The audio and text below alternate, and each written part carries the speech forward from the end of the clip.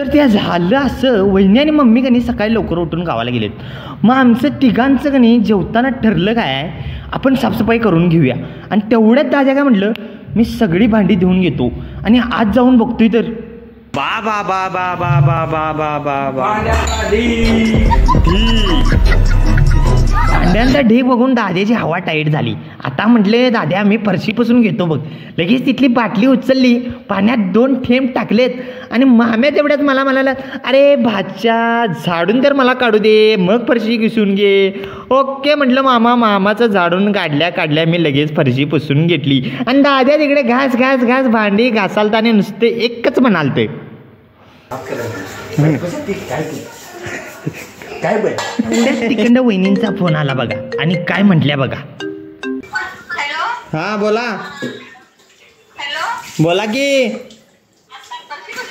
होय, खायला घेऊन या, खायला घेऊन या. काय खायला घेऊन या, काय तर आणा बा.